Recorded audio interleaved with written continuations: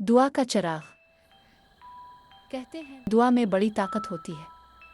ये कहानी है फरहान की, जो एक दूर दराज पहाड़ी इलाके में अपने बीमार वालिद के साथ रहता था।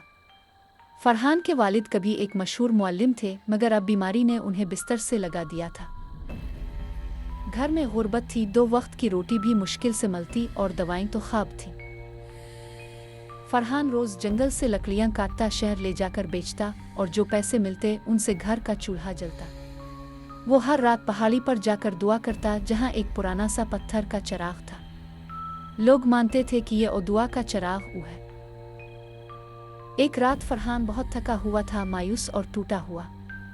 इसने चिराग के सामने हाथ उठाए और कहा, ए अल्लाह, अगर मेरी दुआ सच्ची है तो मेरे अब्बा को शिफा दे दे और मुझे इतनी ताकत दे कि मैं उन्हें खुश रख सकूं। अचानक हुआ का एक झोंका आया और चिराग की लो तेज हो गई। फरहान को लगा जैसे चिराग की रोशनी ने कुछ कहा हो। अगले दिन जब वो लकड़ियां लेकर शहर गया तो रास्ते में इसे एक बुजुर्ग फकीर मिला।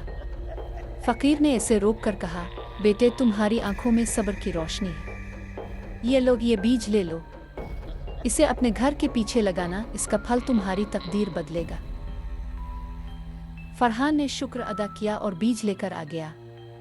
इसने बीज को जमीन में दबाया और रोज इस पर पानी देता रहा।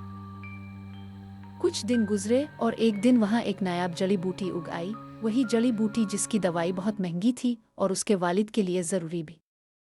फरहान ने वो जड़ी बूटी निकाली, दवा बनवाई और वालिद को दी। कुछ ही हफ्तों में उनकी सेहत बेहतर होने लगी। फिर इस बूटी की शोहरत फैलने लगी। हकीम, डॉक्टर और अद्वियात साज कंपनियां इस बूटी के पीछे आ गईं।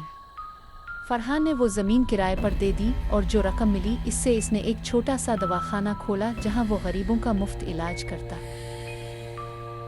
चिराग अब भी पहाड़ पर जल रहा था, लेकिन फरहान जान चुका था कि असल रोशनी बाहर नहीं, इंसान के अंदर जलने वाले ईमान, सब्र और दुआ के चिराग में होती है।